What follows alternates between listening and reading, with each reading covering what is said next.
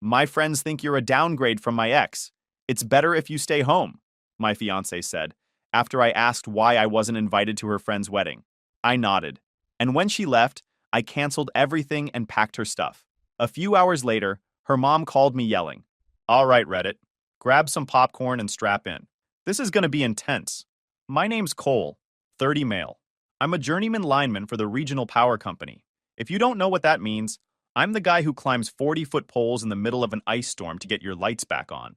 I'm the guy who works 16-hour shifts during hurricanes while everyone else is evacuating. I'm the guy who makes sure hospitals don't go dark and grandma's oxygen machine keeps running. It's not glamorous. The hours are brutal. The conditions are dangerous.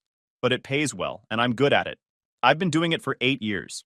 I grew up in a small town about 2 hours north of here. Dad was a mechanic who worked on diesel engines until his back gave out. Mom was an ER nurse who worked nights so she could be home when we got off school. They taught me that you judge a man by what he does, not what he says. Show up. Work hard. Keep your word. Don't complain. Fix what's broken. I took that to heart. By 28, I owned my house outright. Paid cash. 3 bedrooms, decent yard, detached garage where I rebuilt motorcycles on weekends. I had 0 debt, a solid retirement account, and enough savings to weather a year without working. Then I met Blair. She was 26 when we crossed paths at a mutual friend's cookout. Beautiful without even trying. Brunette, green eyes, a laugh that made you want to keep saying stupid things just to hear it again. She worked as an events coordinator for a boutique hotel downtown, planned corporate retreats and wedding receptions. Had that polished professional thing going on. We talked for 3 hours that first night, standing by the fire pit while everyone else got loud and distracted. I asked for her number. She gave it to me without playing games. I like that. Seemed like she had her head on straight. What I didn't know was that she was 6 months out of a 2-year relationship with a guy named Preston. Preston was the kind of guy who wore boat shoes without socks and talked about his personal brand. He came from old money, worked at his daddy's investment firm, and treated women like accessories to swap out when he got bored. He'd cheated on Blair repeatedly, gaslit her when she confronted him, then dumped her when she finally demanded accountability. Said she was too needy, too dramatic, not sophisticated enough for his circle. The breakup wrecked her confidence and left her finances in ruins because she'd been covering his lifestyle while he pocketed his trust fund distributions. Blair was a mess when I met her. She just hid it well. Underneath that put-together exterior was a woman with maxed-out credit cards totaling about $19,000, a car payment she could barely make, and a self-esteem that had been stomped flat by a trust fund baby with a Napoleon complex. She was living in a cramped studio apartment she could barely afford, trying to look successful while drowning in debt. I didn't know any of that at first. I just knew I liked her. And apparently she liked me too. Or at least, she liked what I could do for her. Our first year together was great. Really great. She seemed genuinely into me. She'd come to my house on weekends and watch me work on bikes in the garage, asking questions about the engines even though I could tell she didn't care about motorcycles. She'd pack me lunches when I had early shifts. Little notes tucked inside. She met my parents and charmed them completely. My mom loved her. My dad said she seemed like good people. I trusted their judgment. When she told me about her debt, about 3 months in, I didn't run, didn't judge. I sat down with her at my kitchen table and made a plan. I paid off her credit cards in one shot, refinanced her car loan into my name to get her a better rate since her credit was trashed, helped her build a budget that actually worked. Within 8 months, she was debt-free for the first time in her adult life. I didn't hold it over her. That's not why I did it. I did it because I loved her, and I wanted us to have a solid foundation. When you're building something together, you don't keep score. At least, that's what I thought. After a year of dating, she moved into my house. Made sense. Her lease was up. I had the space. And she was spending most nights at my place anyway. She gave up her studio, packed her things into my truck, and moved in. She didn't pay rent. I didn't ask her to. The house was paid off. What was I going to do? Charge her to live with me? She covered groceries sometimes. Split the utilities. Handled the streaming subscription since I didn't care about that stuff. It worked. 6 months after she moved in, I proposed. A hike to her favorite overlook at sunset. I'd carried that ring in my pocket for 2 weeks waiting for the right moment. She cried, said yes, told me I was everything she'd ever wanted. I thought I'd found my person. That's when things started to shift. The engagement seemed to flip a switch in Blair's brain. It was subtle at first. Little things I could explain away. She started caring more about the wedding than about us. Every conversation became about venues and flowers and color schemes and seating charts. I'd come home from a 12-hour shift covered in mud and sweat, and she'd shove a tablet in my face asking me to choose between two shades of white that looked identical to my fried eyes. I'd say they looked the same. She'd get frustrated. Say I wasn't taking this seriously. The wedding planning kicked into high gear about 2 months after the engagement. Blair found a venue she loved, some converted barn outside the city that charged more per hour than I made in a week. We put down a deposit, $5,000 from me, matched by her parents who insisted on contributing. Her dad Gerald seemed happy to chip in. Her mom Meredith acted like she was doing us a favor by allowing her money to touch our peasant wedding. The caterer, the florist, the photographer, all came next. Her parents covered about $8,000 total. I covered the rest. We had a date set for the following spring, 10 months out. Then her friends got involved. Specifically, a duo I came to call the Poison Twins, Kendall and Aubrey. They'd been Blair's friends since college, part of some sorority sisterhood thing that apparently created bonds stronger than common sense. They both absolutely hated me from day one, and they didn't bother hiding it. Kendall was a real estate agent who sold overpriced condos to tech bros and thought that made her a mogul. She drove a BMW that was definitely leased and dressed like she was on her way to a yacht party. Aubrey worked in pharmaceutical sales and had the personality of a root canal, fake as anything. The first time I met them, at some overpriced lounge downtown, Kendall looked me up and down and said, "So you're the electrician Blair's been telling us about." I corrected her. Said I was a lineman. She laughed, this high-pitched fake laugh that made my skin crawl, and said, "Same thing, right? You both play with wires." I let it go because Blair was sitting right there, and I didn't want to make a scene. Looking back, I should have made a scene. I should have told Kendall that the difference between a lineman and an electrician is like the difference between a real estate agent and someone who actually builds the houses. But I kept my mouth shut, tried to be the bigger person. That was my first mistake. Over the next few months, those two worked on Blair like termites on wood. Every time she came back from brunch with them, and there was always brunch, she was a little more distant, a little more critical, a little more focused on what I didn't have instead of what I did. She started making comments about my job, asked if I'd ever thought about management, something with normal hours and clean clothes. I told her I liked what I did. I was good at it. The pay was excellent. The pension was solid. She sighed and said she knew, but it would be nice to have a husband who didn't smell like transformer oil and come home looking like he'd lost a fight with a mud pit. Then came the comparisons.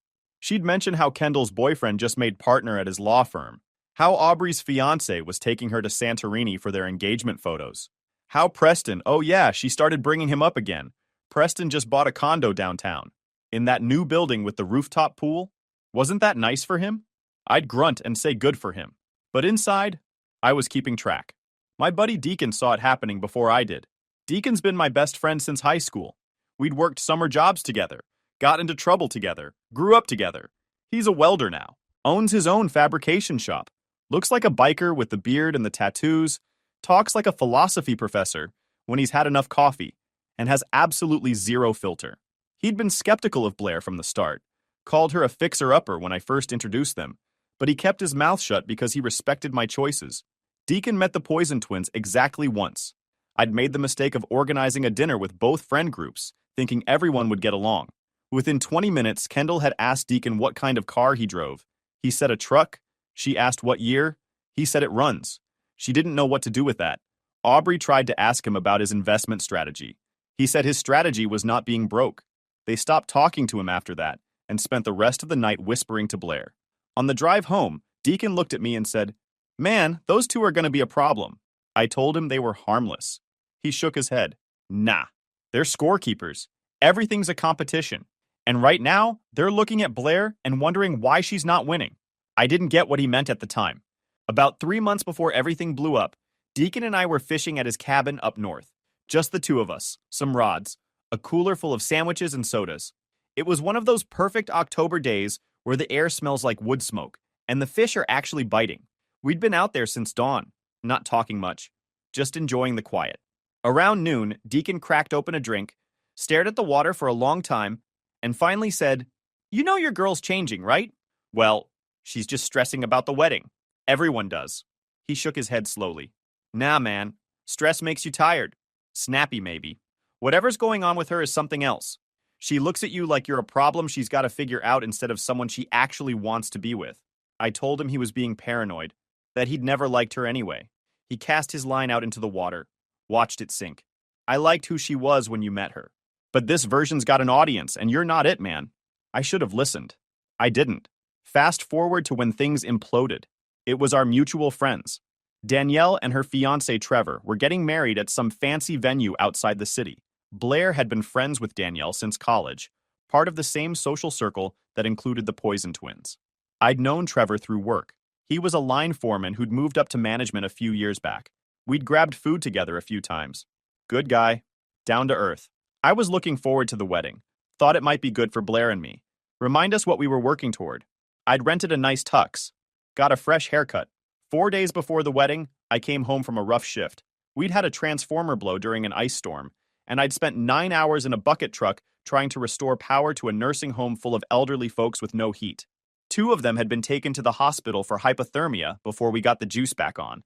I was exhausted, dehydrated, and carrying about 10 pounds of dried sweat and dirt on my skin. I wanted a shower and sleep. What I got was Blair sitting on the couch with that look on her face. I dropped my gear bag by the door and asked what was wrong. "We need to talk," she said flatly. She started with the setup, the long, winding excuse before the actual point.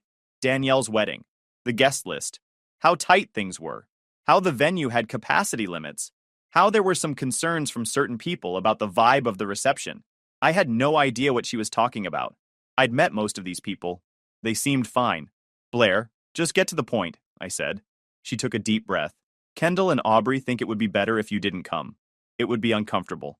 Also, Preston will be there, and it might get awkward." I stared at her for a long moment. "Excuse me. As you heard, Cole, I asked why Preston being there had anything to do with me going. She said it was complicated. Her friends thought that having both of us there might cause tension, that Preston was more part of their social circle, and it would be weird to have her current fiancé around when everyone knew her ex better. So your solution to avoiding drama," I said, keeping my voice flat, "is to uninvite your fiancé to a wedding so your ex-boyfriend can feel comfortable?" She got defensive right away. "You're twisting my words. It's not about Preston. It's about the group dynamic. My friends are worried you won't fit in with the other guests, and you might feel out of place. You might not have anything to talk about with people there," she finished. And honestly, I think they're right. These aren't your kind of people, Cole. That's when it clicked. This wasn't about protecting my feelings or saving me from awkward small talk. This was about her being embarrassed by me. I asked her straight up, "Are you ashamed of me?" She hesitated. "No, of course not. My friends just think Preston is a better fit for these kinds of events." "Yeah, interesting. What? Are you mad now?" "Nope. Thanks for making things clear. You don't have to take it personally." "Really? How do you exactly want me to take it? Because from what I just heard, you're ashamed of showing up with your own fiancé." "I am not. Stop twisting my words. I'm not stupid, Blair. You just told me I'm not good enough for your friends." "God, you're being so dramatic now." "Yeah, now I'm being dramatic. You know what?" Her voice snapped. "Kendall said you're a downgrade from Preston, and Aubrey thinks the same. So yes, of course I am embarrassed," she blurted out. Then she caught herself, tried to walk it back. "I mean, okay, look, it came out wrong. I see." I cut her off. "Understood." And she looked at the floor, then back at me. "Cole, I didn't mean to." "Don't," I said. "I understand." She looked relieved. Thought I was going to roll over and accept being benched like some embarrassing secret. She smiled weakly and said she knew I'd understand.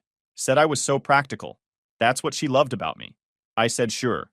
Then I walked past her toward the bedroom. "Wait, where are you going?" She followed me down the hall, her heels clicking on the hardwood. "Cole, what are you doing?" I pulled a suitcase from the closet and started opening her dresser drawers. "Are you kidding me right now?" she repeated, her voice getting louder. I stopped, set the suitcase down, looked at her.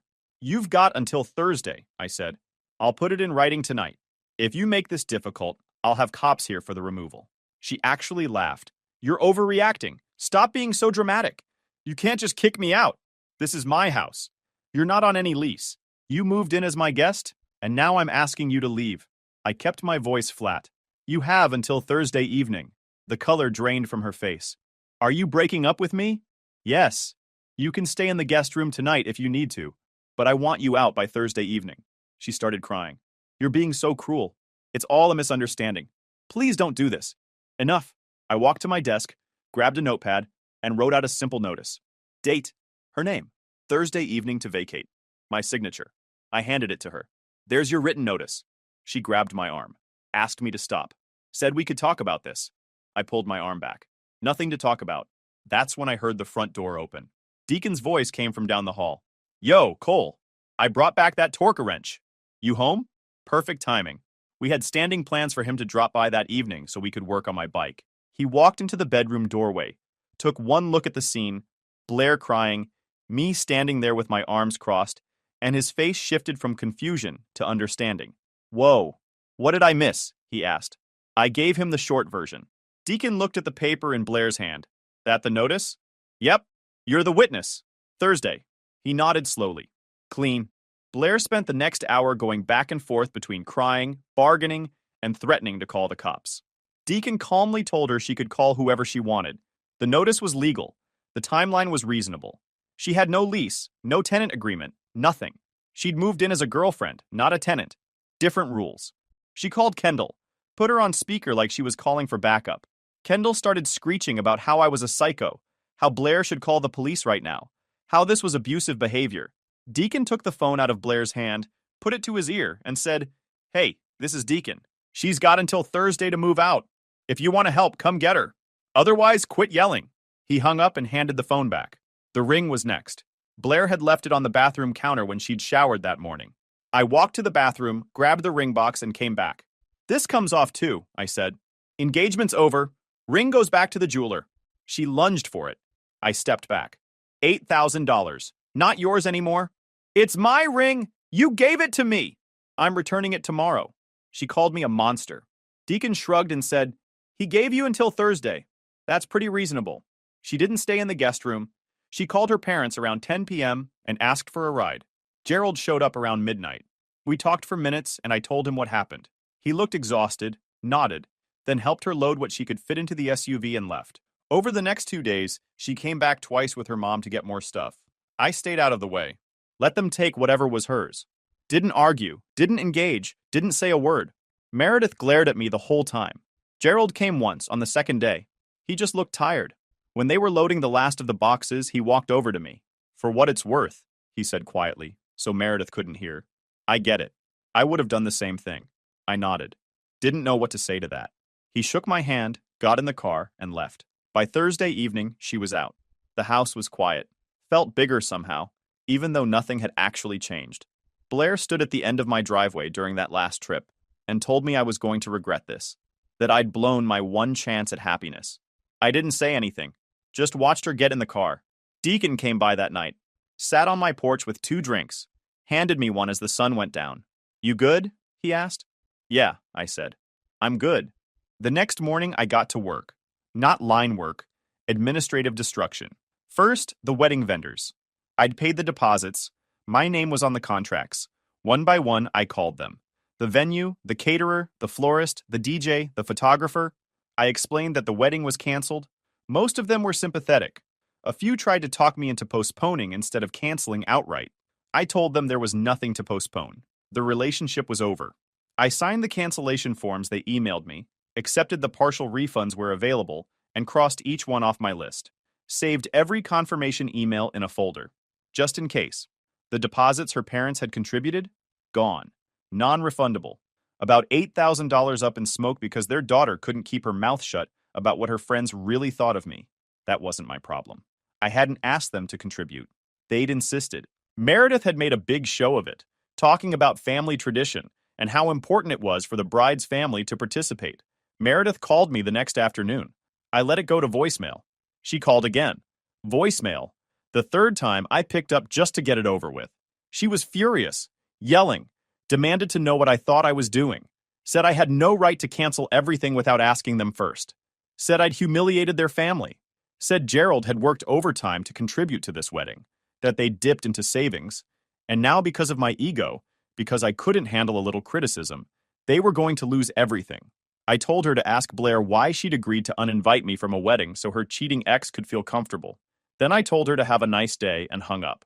She tried calling back 4 more times. I blocked the number. Next, the car. The loan was in my name. Title was in my name. Insurance was in my name. I texted Blair once. Car's in my name. You have until Friday to get your stuff out of it. After that, I'm taking it. She responded with a wall of text I didn't read. I muted the conversation. Friday came, she hadn't touched it, so I listed it on Facebook Marketplace. Had 3 offers by Saturday morning. Met a guy in a grocery store parking lot that afternoon. Signed the title over, deposited the check, paid off the remaining loan balance, pocketed the difference, done. Then came the petty part. The part that made Deacon nearly spit out his coffee when I told him. We'd had a wedding website, one of those custom domains where you post your story, your registry, your timeline, directions to the venue. Blair had picked the template. She'd written the copy. She'd uploaded the photos. But I'd paid for the hosting, and the account was in my name.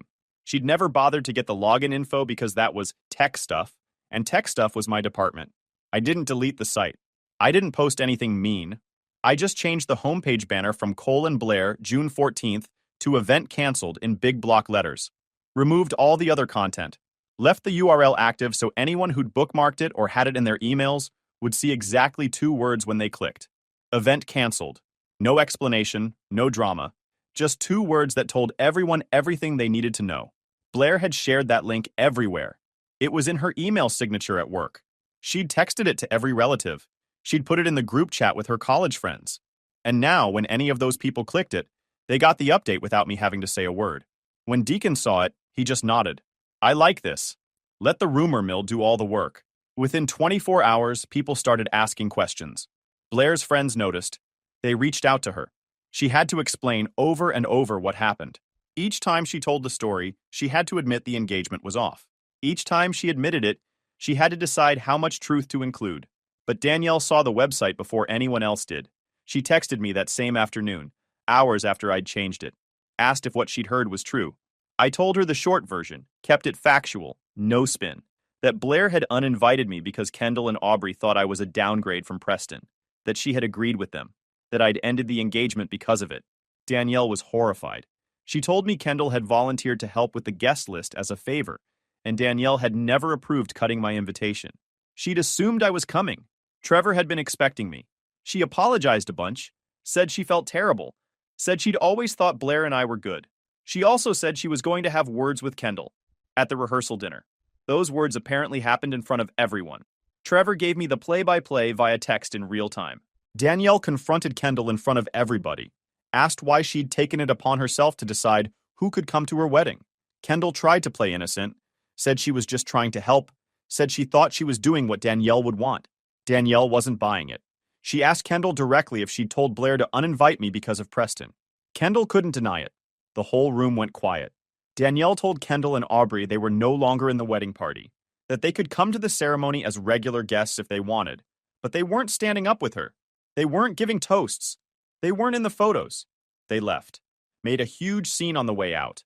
Aubrey knocked over a centerpiece. Kendall called Danielle ungrateful and dramatic. The whole restaurant watched them storm out like toddlers who didn't get their way.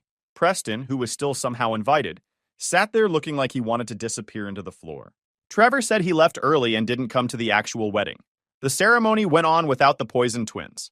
Trevor said it was beautiful. Danielle looked happy. They sent me a piece of cake in a little box with a note that said, "Sorry for the drama. You deserved better." Deacon and I ate the cake while watching the game that Sunday. It was excellent cake. Over the next few days, the full story spread. Blair created a backup Instagram account and started posting vague stuff about betrayal and toxic masculinity and how some people show their true colors when you need them most. The comments were a mix of supportive friends who didn't know the full story and confused people asking what happened. Her friends rallied around her at first. Kendall posted a long rant about how Blair had dodged a bullet, how some men can't handle strong women, how this was actually a blessing in disguise. Aubrey shared it with fire emojis. But once word got out about what really happened at the rehearsal dinner, the narrative shifted. I didn't have to do anything else. The rumor mill handled the rest. Blair showed up at my job site 4 days after Danielle's wedding. She'd waited at the yard that morning, watched my crew load up, then followed my truck to the site. I didn't notice her tailing us. Too focused on the day ahead. I was 50 feet up a pole in a residential neighborhood, replacing a crossarm that had been damaged in a storm. I was sweating through my layers from the climb, breath fogging in the cold, and I was focused on not dying when I heard the commotion below. My crew lead, a guy named Raphael, who'd been doing this job longer than I'd been alive, radioed up and asked if I knew the woman losing her mind next to my truck. I looked down. Saw her car parked illegally in the work zone. Saw her pacing. I told Raphael, yeah, unfortunately. He asked if I wanted him to handle it. I said I'd deal with it, and finished the connection I was working on. Secured my tools. Climbed down the pole one careful step at a time. Blair was waiting next to my truck when I reached the ground. She looked rough, hair pulled back in a messy ponytail, yoga pants, and a wrinkled t-shirt. She didn't wait for me to unclip my harness. "You humiliated me," she said, her voice cracking. "You wrecked my reputation. You cost my parents thousands of dollars. You ruined my friendships. Are you happy now?" I took off my hat, set it in the truck bed. Didn't say anything. She lost it. Started screaming about how she'd given me everything. How she'd lowered herself to be with someone like me. How her friends had warned her from the beginning that I wasn't good enough and she'd defended me anyway. Raphael and the rest of my crew suddenly got very interested in checking equipment across the street, but I knew they were listening. I waited until she ran out of steam. Then I asked when exactly she'd defended me. She said it wasn't like that she'd been under pressure, that Kendall and Aubrey had been in her ear constantly for months, telling her she could do better, telling her Preston was still interested. She said Preston had reached out a few times, said he missed her, said he'd made a mistake letting her go, said she'd been confused. I asked if she'd texted him back. She hesitated. "Yeah," I said. "That's what I thought." She said nothing happened, that it was just talking, old friends catching up, closure. She said she hadn't done anything wrong. I didn't argue with her, didn't see the point. She started crying again, said she'd made a mistake, that she loved me, that she wanted to fix this, that she'd do anything, that her parents were furious with her, that Kendall and Aubrey had dropped her, that she had nothing left. I looked at her for a long time. This woman I'd planned to marry. This woman who'd looked me in the eye and told me I wasn't good enough. "I'm not mad anymore," I said. "I was. For about 12 hours. Then I realized you showed me who you are before I married you. That's worth something." She said I was being harsh. "I'm just being honest." She asked if there was any chance, any way to fix this. Anything. I held up my hands. Let her see the calluses, the scars, the dirt that never fully washes out. "These hands paid off your debts, put a ring on your finger, and you told your friends they weren't good enough to show up at a wedding." I dropped my hands. "We're done." She stood there for a moment, tears running down her face. Then she turned and walked back to her car, sat in the driver's seat for 10 minutes without moving. Then she drove away. Raphael walked over, handed me a bottle of water. Didn't say anything. I drank the water and got back to work. 2 months later, life had gotten back to something like normal. My normal, anyway.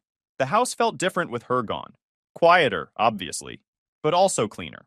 I rearranged the furniture, took down some of the decorations she'd picked out, put up a few things I actually liked, made the place feel like mine again, because it was. I'd gotten the refund on the engagement ring. $8,000 back in my pocket, minus a small restocking fee. The jeweler didn't even ask why. Said he'd seen it before. Young couples, big dreams, reality hits.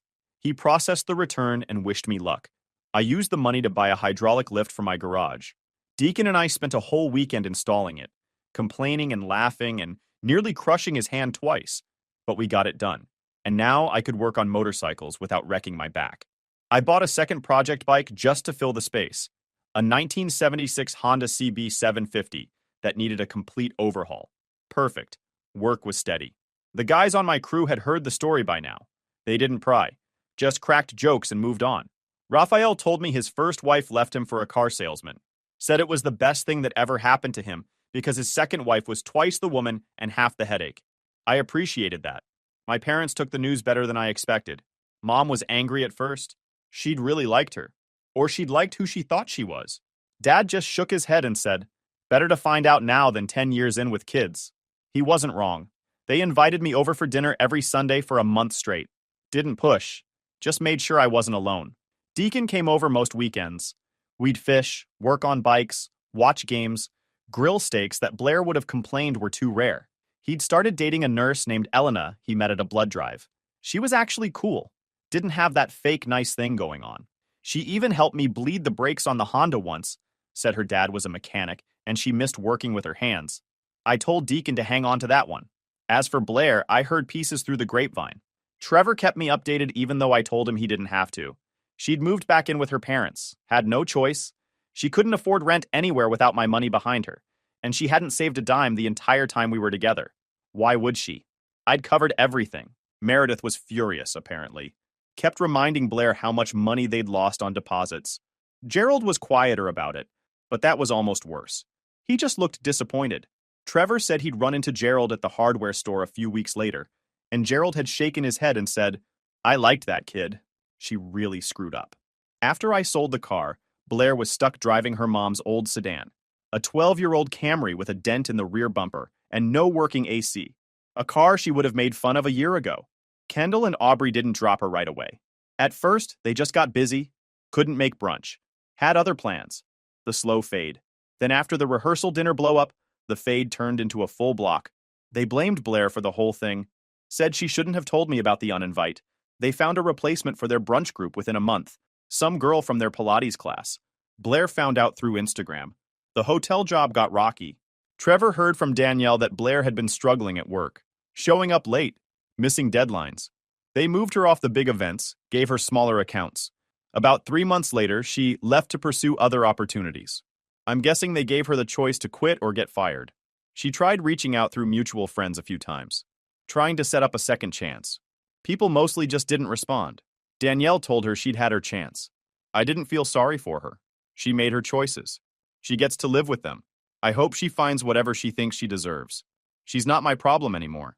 Guys, we are so close to hit 100,000 subscribers on this channel. If you are not subscribed to the channel, please consider subscribing. It really helps hit that 100,000 mark. Thanks for making this dream come true. You're not man enough to be a dad, my wife said after I found out she'd been lying about our fertility issues. So I quietly ran the tests, found the truth, and turned her little double life into a court exhibit. All right, Reddit. Figured it was time to share this nightmare from my life because apparently I need strangers on the internet to validate that I'm not insane. This whole thing went down over the course of 2 years and ended about 3 months ago. Still processing it, honestly, and my best friend keeps telling me this needs to be documented somewhere because apparently it's one of the most calculated situations he's ever heard of. So here we are. I'm 32, work as an aerospace engineer at a defense contractor here in Arizona. Been with the same company for 7 years. Moved up from junior engineer to senior project lead. Good salary, own my house outright after refinancing at the perfect time.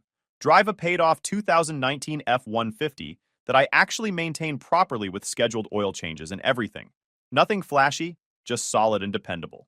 I'm the guy who shows up on time, pays his bills early, keeps his truck clean, and actually reads instruction manuals before assembling furniture. Revolutionary concept, I know. My life is structured. Always has been. I meal prep on Sundays, hit the gym 4 days a week, keep a budget spreadsheet that would make accountants weep with joy. Some people called it boring when I was younger. I call it having my life together. At 32, I've got a house, retirement accounts that are actually funded, and zero debt except the mortgage, which I'm paying extra on every month. I'm not rich, but I'm comfortable, and I worked hard to get here. Met my now ex-wife Olivia back in 2019 at a charity run for veterans. She was volunteering at the water station around mile marker 4, and I was running my usual 10-kilometer route. She handed me a cup and made some joke about me looking like I needed it more than the other runners. I was drenched in sweat because it was June in Arizona, and I stupidly wore a dark shirt. We started talking while I caught my breath, and she mentioned she'd wanted to do the run, but hadn't trained enough. I offered to help her train for the next one. We exchanged numbers that day, started texting. She seemed cool, funny, had this way of making regular conversation interesting.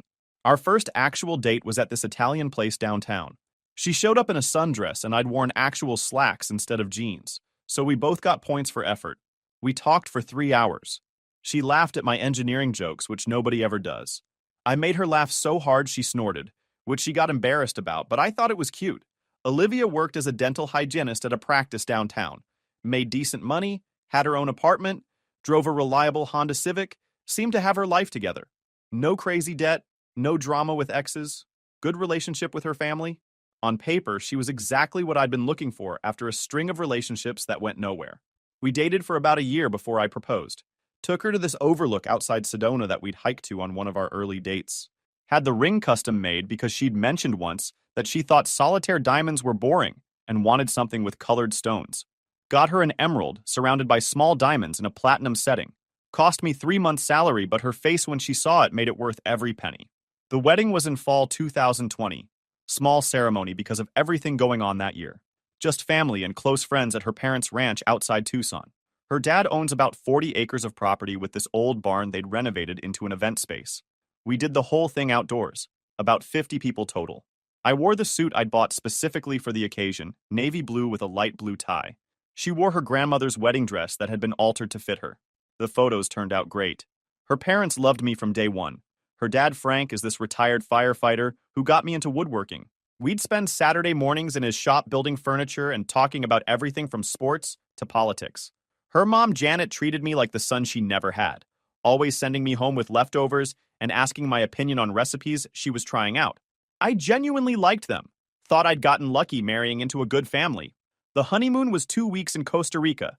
We stayed at this eco-lodge in the rainforest and spent our days hiking and ziplining and pretending we were adventurous people. She took about 1,000 photos. I got a wicked sunburn on day 3 because I'm pale and forgot to reapply sunscreen. We laughed about it then. Different times. First year of marriage was pretty standard. We bought a house together in Gilbert. 3-bedroom, 2-bath with a garage I could actually fit my truck in. The backyard had mature trees and a covered patio. We spent weekends painting rooms and picking out furniture. She wanted the extra bedrooms for when we had kids. That was always the plan, at least according to her. She'd talk about converting one into a nursery, point out houses with playground equipment, mention how our street was perfect for raising children. I was all in on the idea. Around spring 2021, she started bringing up kids more seriously. Not pushy at first, just casual mentions about timelines. She'd point out cute kids at restaurants, send me articles about optimal age for first-time parents. I was all for it. Figured we were financially stable. The house had the space. I'd always wanted to be a dad. We started trying that summer. Stopped using protection and let nature do its thing. Olivia tracked everything on apps, though. Knew her cycles down to the hour, took her temperature every morning. She had this whole system with charts and predictions. Looking back, it was all theater, but at the time I thought she was being thorough. Months went by. Nothing. She'd get disappointed every time her period showed up. I'd tell her these things take time. Most couples don't get pregnant immediately. Average couple takes 6 months to a year. She knew that intellectually but emotionally she was getting stressed. By early 2022, she was talking about seeing a doctor. Made complete sense to me. I'm an engineer. I believe in diagnostics. So I scheduled an appointment with my GP for fertility testing. Told Olivia about the appointment. She seemed supportive at first. The appointment was set for a Thursday afternoon. Wednesday night, Olivia suddenly says we should wait. Says it's too soon, insurance won't cover it, we should give it another 6 months naturally. She pulled up articles about insurance requirements. Had a whole presentation ready. I canceled the appointment. Seemed reasonable to wait if insurance wouldn't cover it anyway. 6 months later, fall 2022, still nothing. She's getting more upset, crying when her period starts. Real tears. Genuine seeming distress. I suggest the doctor again. Again, she says to wait. This time she's read about couples who got pregnant after they stopped stressing about it. Shows me forum posts about stress affecting fertility. Says maybe we should take a break from actively trying. I'm noticing a pattern, but trying to be supportive. She's the one who has to carry the kid, so I figure she gets to call the shots on doctors. Biggest mistake of my life. We take the supposed break. Stop timing everything. She seems relieved, less stressed. By spring 2023, we'd been trying for almost 2 years. I brought up adoption, and she shot it down immediately. Said she wanted to experience pregnancy. Wanted that biological connection. Fair enough. Then one night in May 2023, we're having dinner and she just loses it. Starts crying into her pasta primavera, saying she feels broken, that her body's failing us, that maybe we should just accept we'll never have kids. Real dramatic stuff, tissues everywhere, mascara running. I'm trying to comfort her, saying we'll figure it out together. Maybe we finally need to see that specialist. Maybe it's time to stop waiting and get real answers. That's when she drops this bomb. Maybe it's not me. Maybe you're the problem. I'm caught off guard because she'd never directly blamed me before. All the stress had been framed as her body not cooperating, her failing to get pregnant, her issues. Never mine. I ask what she means, and she says, maybe I should get tested first before we put her through invasive fertility treatments. That actually makes sense logically, so I agree. Men's testing is way less invasive than women's. Just a simple test, no big deal. She gets this weird look on her face, like she didn't expect me to just say yes without pushing back. Then she backpedals hard. Says she didn't mean it like that she's just emotional, that we should wait until she's in a better headspace to deal with doctors. Says she spoke out of frustration and didn't mean to point fingers at me. Red flag number whatever at this point, but I'm still in supportive husband mode. I tell her it's fine. I'll get tested whenever she's ready, no pressure. She seems relieved and changes the subject to some show she wants to watch. We finish dinner and don't talk about it again. Summer 2023, things are tense between us. She's still supposedly tracking her cycle, and we're still supposedly trying, but something feels fundamentally off. She's distant, emotionally checked out, goes to bed earlier than me most nights, spends a lot of time on her phone, typing away at something with this little smile I haven't seen directed at me in months. When I ask if everything's okay, she says she's just stressed about the baby situation and work drama. Her work drama was apparently pretty intense. She'd come home complaining about office politics, about the dentist being difficult, about patients being rude. I'd listen and try to be supportive, but it all felt surface level, like she was going through the motions of being married without actually being present in the marriage. We stopped having the kind of deep conversations we used to have. Used to talk for hours about everything and nothing. Now it was just logistics. Who's picking up dinner? Did you pay the electric bill? We need to get the AC serviced. Roommate energy, not spouse energy. Then in August, I come home early from work because they cut us loose at noon on a Friday before Labor Day weekend. The project deadline we'd been grinding on got moved back a week, so management decided to give everyone a long weekend. I texted Olivia to let her know I'd be home early, see if she wanted to grab lunch together. She didn't respond, which wasn't unusual since she sometimes had back-to-back appointments. I pull into our driveway around 12:30, and her car is there, which is unusual because she normally works until 5. I figure maybe she's sick or had the same early release situation I did. I walk in and the house is quiet. No TV on, no music, just quiet. Her purse is on the kitchen counter, her shoes by the door. I'm about to call out to her when I hear her voice coming from our bedroom. She's on the phone, and she's laughing. Really laughing in a way I haven't heard in months. That genuine, full laugh she used to do when we first started dating, before everything got complicated and stressful. I'm not trying to eavesdrop initially. I'm just walking down the hallway toward our room to let her know I'm home. But something about her tone makes me stop. She sounds happy. More than happy. She sounds like she's talking to someone who makes her feel alive. Then she says something that makes me stop dead in my tracks. I know. He still has no idea. It's honestly impressive at this point. I freeze in the hallway about 10 feet from our bedroom door. My brain is trying to process what I just heard. He has no idea about what. I'm standing there like an idiot, holding my work bag, trying to decide if I heard that correctly or if I'm paranoid. She's quiet for a minute, listening to whoever's on the other end. I can hear her moving around in the bedroom, probably pacing like she does when she's on the phone. Then she says, "No, he actually suggested getting tested a few months ago. I talked him out of it." Can you imagine? The whole thing would have blown up right there. My heart is pounding. Getting tested. She's talking about the fertility testing. She talked me out of it because something would have blown up? What would have blown up? What am I not supposed to know? She laughs again, that same carefree laugh. Exactly. Yeah, you're right. I should just tell him eventually, but the timing never feels right. And honestly, things are easier this way. Less complicated. Right. I back out of the hallway as quietly as I can, go sit in my truck in the driveway for a solid 20 minutes, trying to process what I just heard. My hands are shaking. I feel nauseous. Every instinct is telling me something majorly wrong is happening, but I can't quite piece together what. When I finally go back inside, I make sure to make noise. Close the door loudly, drop my keys on the counter, call out that I'm home early. Olivia comes out of the bedroom acting completely normal. Big smile, asks about my day, mentions she got off early too and was just catching up on some phone calls with friends. Asks if I want to order takeout for lunch. I'm watching her perform this totally normal wife routine and thinking about what I just heard. She's seamless. No guilt, no nervousness, just acting like everything is fine.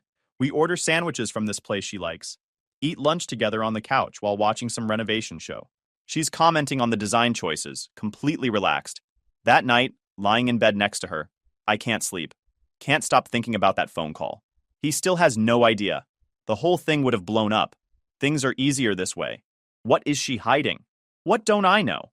I spend the weekend pretending everything's normal while my brain is running through possibilities. Is she cheating? Is there something medically wrong she's not telling me? Is there some other secret I'm not seeing? Nothing makes complete sense, but all the pieces feel important. I don't say anything about what I heard. Not yet. I need to think about this strategically because clearly something major is going on. and I need to know what I'm dealing with before I make a move. I'm an engineer. I solve problems methodically. Step 1 is gathering data. That weekend, I start paying closer attention to everything. Her phone is never out of her sight anymore. It's always face down on the counter, always in her pocket, always with her. She's got new passwords on everything. I know because I used to know her phone code, and now it's different. Used to know her laptop password, and that's changed too. When I mention maybe going out with my friend Kevin from work, she encourages it enthusiastically, almost pushy about it. Says I should go, have fun, take my time. Before, she'd sometimes get a little pouty about me having guy nights. Now she's practically shoving me out the door. That's when I realize she wants me gone, wants the house to herself. Monday morning, I call my doctor's office and schedule that fertility test I'd tried to schedule over a year ago. The receptionist remembers me because I'd canceled last time. I tell her I want to reschedule and she gets me in for Thursday afternoon. I don't tell Olivia. This one's just for me to know. I take a long lunch that Thursday, drive to the doctor's office, fill out the paperwork. The nurse takes me back and explains the process. It's straightforward, not invasive, nothing complicated. Just a test to check sperm count, motility, morphology, all the standard metrics for male fertility. I provide the sample, they send it to the lab, results in about 10 days. Those 10 days are torture. I'm going through the motions at work and at home, but my brain is stuck on what those results might show. Part of me is hoping they'll show something wrong, because at least that would explain the 2 years of failure. But another part of me is terrified that they'll show I'm fine, because that means something else is going on. Results come back the following Thursday. I'm sitting in the doctor's office and he's looking at the printout with this neutral expression doctors get when they're about to deliver news. He slides the paper across his desk and points to a number with his pen. Your sperm count is excellent. Well above normal range, actually. Motility is in the top 25th percentile. No issues here that would prevent conception. In fact, based on these numbers, you should have no problem fathering children. I just stare at the numbers on the page. Sperm count, 72 million per milliliter. Reference range, 15 to 200 million. Motility, 68%. Reference range, 40 to 81%. Morphology, normal. Everything looks good. Better than good, actually. Above average across the board. Which means if there's a fertility problem, it's definitely not me. And given how hard Olivia tried to prevent me from getting tested, how many excuses she made, how she reacted when I agreed to it that night at dinner, that's not coincidence. I thank the doctor, take my results, fold them up and stick them in my center console, drive back to work in a complete daze. I've got this printout burning a hole in my truck, proof that I'm not the problem. Which means either she is or something else entirely is going on. And I'm starting to suspect it's the something else. That night, I make a decision. I need more information before I confront her about anything. I need to know what I'm actually dealing with. So I start documenting things. Not in a creepy way, just keeping track of patterns. I start a note on my phone with timestamps and observations. When she's on her phone, I note the time and duration. When she says she's going out, I note where she says she's going and when she gets back. I'm watching for inconsistencies, for patterns, for anything that might tell me what's really going on. I also set up our shared bank account to send me alerts for every transaction. It's technically my account too. We opened it together when we got married, so I'm not doing anything illegal, just staying informed about where our money is going. And what I find is interesting. There are charges I don't recognize. Nothing huge that would raise immediate red flags, but regular enough to form a pattern. Coffee shops I've never been to, always the same one in Scottsdale. Restaurants across town, nice places that we've never gone to together. And once, a hotel charge. The Phoenician in Scottsdale for one night. Date was back in June. I searched my texts with Olivia for that date. June 15th. She told me she had a work conference.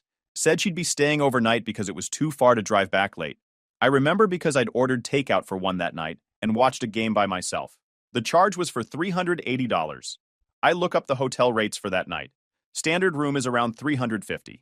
So she stayed overnight, but there was no dental conference that weekend. I checked the State Dental Association website. No conferences, no continuing education events. Nothing in June in Scottsdale. She lied about where she was and what she was doing. Add that to the growing pile of inconsistencies. Then I noticed the pharmacy charges.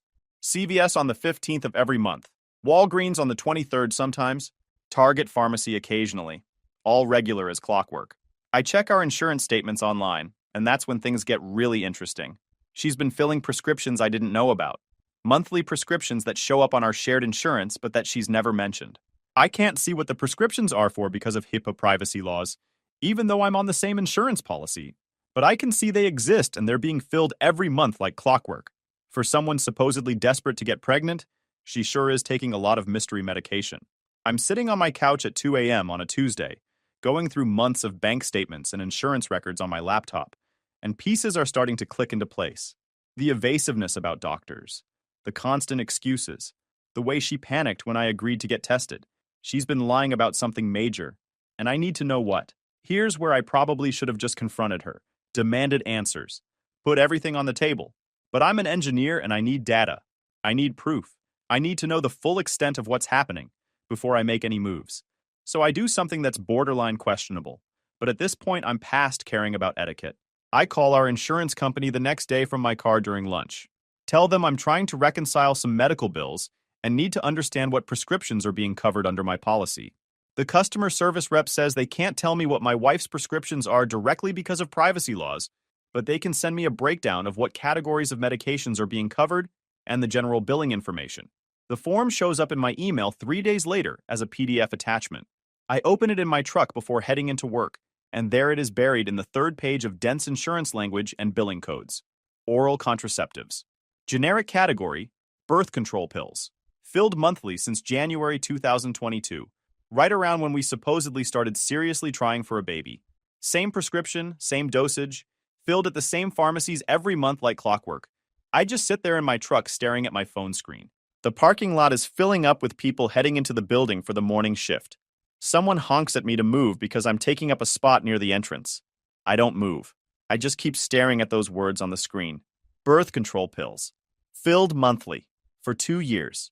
She's been on birth control this entire time. Every month going to the pharmacy, filling her prescription, taking her pills, and telling me we're trying to conceive. 2 years of temperature tracking and cycle apps and crying about not getting pregnant, and she's been actively preventing it the whole time. The level of deception is actually impressive in a sick way. She didn't just lie about one thing, she built this entire false narrative, created a whole production with apps and charts and tears and frustration, the stress, the emotional breakdowns, the suggestions that maybe I'm the problem, all of it calculated to keep me from finding out she never wanted kids at all. But here's what I can't figure out. Why? Why go through this elaborate charade? Why not just say she doesn't want kids? We could have dealt with that like adults. Could have gone to counseling, could have decided if that was a deal breaker, could have made informed choices about our future instead of me wasting 2 years thinking we were working towards something together. Unless there's something else going on. Unless the kids thing is just one piece of a bigger lie. Unless she needed to buy time for some reason I'm not seeing yet. I start thinking about that phone call I overheard. He still has no idea. No idea about what? The birth control? Or something more? The whole thing would have blown up if I'd gotten tested. Why? Because the doctor would have told me I'm fine, and then we'd have focused on her fertility and discovered the birth control? Or because something else would have been revealed? I decide I need to actually follow her. Yeah, I know how that sounds. It sounds paranoid and controlling and like something out of a bad movie. But at this point, I'm in too deep and I need answers. I need to know if my wife is just lying about wanting kids, or if there's a whole other layer to this that I'm not seeing. She drives to a coffee shop in Scottsdale, about 30 minutes from our house. Parks and goes inside. I park down the street and wait. 20 minutes later, she comes out. With a guy. They're laughing, standing too close. And when they get to his car, he kisses her. Not a friendly peck. A real kiss. The kind you give someone you're sleeping with. I take pictures. My hands are shaking, but I get several clear shots of them together. They stand there talking for another few minutes. Then she gets in her car and leaves. He gets in his and goes the opposite direction. I sit in my truck feeling like I've been punched in the chest. The fertility thing was bad enough, but this is a whole different level. She's been cheating on me. Probably the whole time we've been trying for kids. Maybe longer. I drive home and she's already there, putting away groceries like nothing happened. Asks if I want to help her make dinner. I say sure. We cook pasta together like a normal married couple while I'm dying inside. That night, lying in bed next to her, I make my plan. I'm not confronting her yet. I'm not tipping my hand. I'm going to document everything, get my evidence together, and then I'm going to talk to a lawyer before she even knows something's wrong. Monday morning, I call a divorce attorney.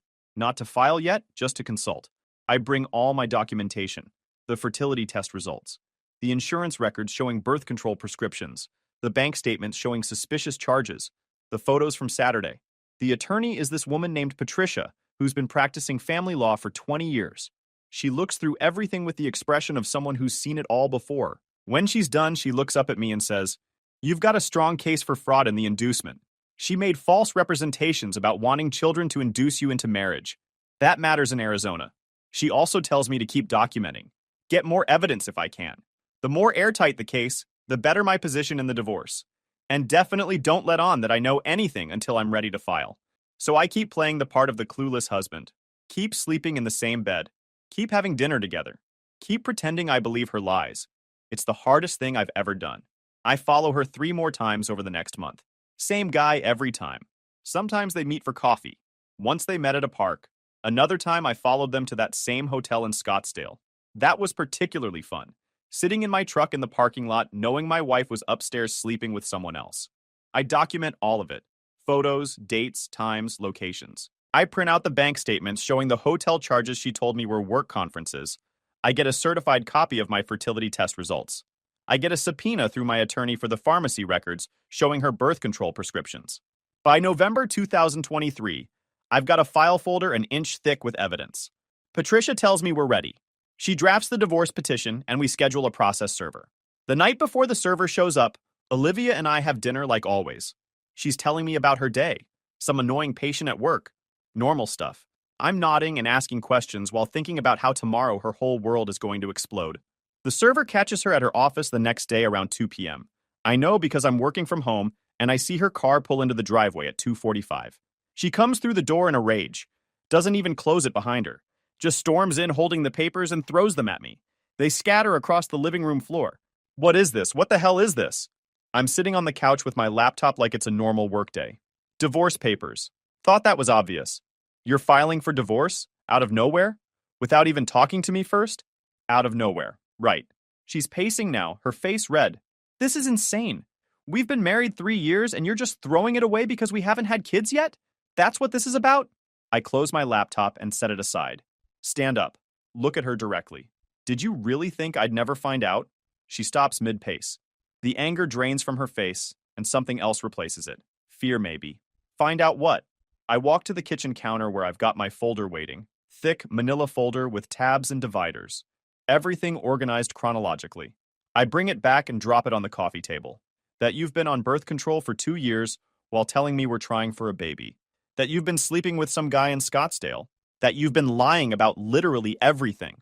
I've never seen someone's face go through that many emotions in 10 seconds. Denial first, mouth opening to argue. Then shock when she realizes I actually know. Then anger. Then panic when it sinks in that this is real. She lunges for the folder, but I grab it first. I've got copies. Multiple copies. My attorney has copies. Everything's backed up digitally. You can't make this disappear. She sits down hard on the couch like her legs gave out. Stares at the folder in my hands. How long have you known? Does it matter? Yes, it matters. You've been lying to me too then. Pretending everything was fine. Playing some sick game. I have to laugh at that. I've been documenting your lies. There's a difference. Big difference, actually. She starts crying. Not the genuine kind. The manipulative kind she's been using for 2 years when her period supposedly showed up. The kind designed to make me feel guilty. We can fix this. We can go to counseling. I made mistakes, but we can work through this. People do it all the time. You didn't make mistakes. You built an entire false life. You lied about wanting kids, lied about trying to conceive, lied about being faithful. That's not mistakes. That's fraud. That's a calculated plan. You can't prove any of that. I tap the folder. Actually, I can. Pharmacy records showing 2 years of birth control prescriptions. Bank statements showing hotel charges you said were work conferences. My fertility test results showing I'm fine. Photos of you and him together. Dates, times, locations. It's all in here. And it's all going to be entered into evidence in court. Her face changes. The tears stop like I flipped a switch. That's when she switches tactics. Gets mean instead of sad. You were never good enough anyway. I settled for you because you were safe and boring. And I thought that's what I wanted. But you're just pathetic. You and your spreadsheets and your schedules and your need to plan everything 5 years in advance. Okay. The guy in Scottsdale is more of a man than you'll ever be. He doesn't need constant validation. He doesn't make spreadsheets for every little thing. He actually knows how to be spontaneous. He makes me feel alive instead of trapped. Does he know you're married? She goes quiet. Looks away. That's what I thought. Does he know you told me you were at work conferences while you were sleeping with him? Does he know you're on my health insurance? No response. Then she hits me with the nuclear option. Stands up, points at me. You're not man enough to be a dad anyway. I was doing you a favor by staying on birth control. Can you imagine you trying to raise a kid? You'd probably have them on a schedule by the time they're 6 months old. You'd suck all the joy out of their childhood with your rules and structure. I just look at her. Let that hang in the air. And there it is. The real you. She seems to realize she's gone too far. Tries to backpedal. I didn't mean that. I'm just upset. You're ambushing me with divorce papers and expecting me to be calm about it. You've been ambushing me with lies for 2 years. I think I'm entitled to be upset about that. The next few months are a blur of legal proceedings. She fights everything, tries to claim the evidence was obtained illegally, argues that the birth control was a private medical decision. Her attorney is aggressive, but Patricia is better. We end up in mediation first, trying to settle without going to trial. Olivia's acting like the victim, crying to the mediator about how I'm being vindictive and cruel. The mediator asks for my side, and I just slide my folder across the table. Everything you need is in there. Bank statements showing hotel charges she claimed were work trips, pharmacy records showing 2 years of birth control pills while telling me we were trying to conceive, photos of her with her boyfriend, timeline of every lie. The mediator goes through it all. When he's done, he looks at Olivia and says, I strongly suggest you take the settlement offer. She doesn't. She wants to fight it out in court, convinced she can somehow win sympathy from a judge. Patricia is thrilled because it means we get to make everything public record. The court date is in February 2024. We're in the courthouse and I'm in my best suit, looking like the responsible adult I am. Olivia's dressed like she's going to a funeral, playing up the devastated wife angle. Patricia presents our case methodically. The fertility fraud first, showing the timeline of false promises and active deception. Then, the financial evidence of the affair. Then, the photos. Each piece of evidence is labeled, documented, cross-referenced. The judge is this older guy who's clearly seen every divorce trick in the book.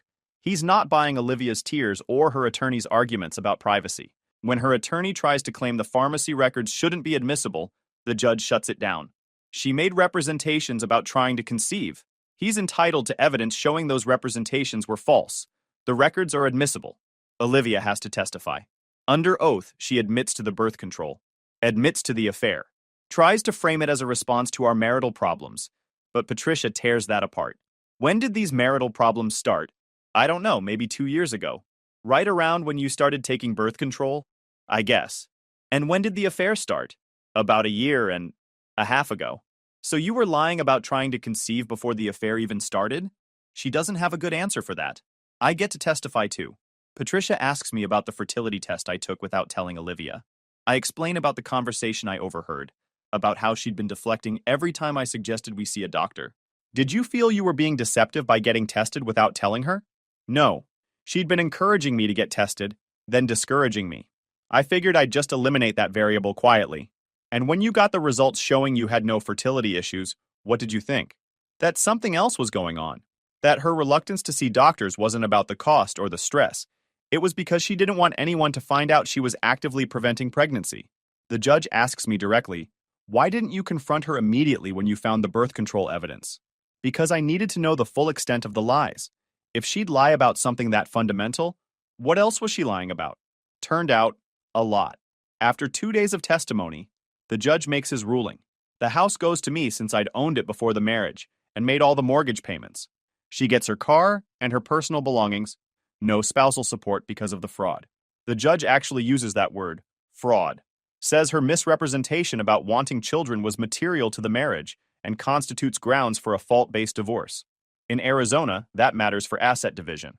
He also orders her to pay half my attorney fees, which is rare, but Patricia had argued that her deception made the divorce more expensive than it needed to be. The judge agreed. Walking out of that courthouse, I feel lighter than I have in years. Olivia's crying in the hallway with her attorney. Her boyfriend isn't there. Guess he didn't want to deal with the messy reality of what he'd been part of. Patricia shakes my hand. That's one of the more clear-cut cases of fraud I've seen. You documented everything perfectly. I'm an engineer. Documentation is kind of my thing. She laughs. Well, it served you well here. The divorce is finalized in March 2024. She's got 2 weeks to move out. I change the locks the day after she leaves and find out she took some kitchen stuff that was technically mine. But whatever. Small price to pay. Her parents called me 3 days after the court ruling. Frank apologized for raising a liar, said he had no idea she was capable of that level of deception. Janet cried on the phone and told me I deserved better. They sent back the Christmas gifts I'd gotten them last year, with a note saying they couldn't keep them in good conscience. I told them to keep the gifts, that this wasn't their fault. We don't talk anymore, but there's no bad blood. The boyfriend situation imploded fast. Found out through a mutual acquaintance that he dumped her 2 weeks after the divorce finalized. Turns out he was married too. His wife found out about the affair when Olivia started calling him after she moved into her apartment. He blocked her number and apparently threatened a restraining order when she showed up at his office. She tried calling me in April. I didn't answer. She left a voicemail asking if we could talk, saying she wanted to explain everything, that the court proceedings didn't tell the whole story. I deleted it without listening to the whole thing. She sent an email a week later with the subject line, "Please read this." I sent it to Patricia, who told me to block her and document everything. Blocked her on everything that night. Guys, we are so close to hit 100,000 subscribers on this channel. If you are not subscribed to the channel, please consider subscribing. It really helps hit that 100,000 mark. Thanks for making this dream come true.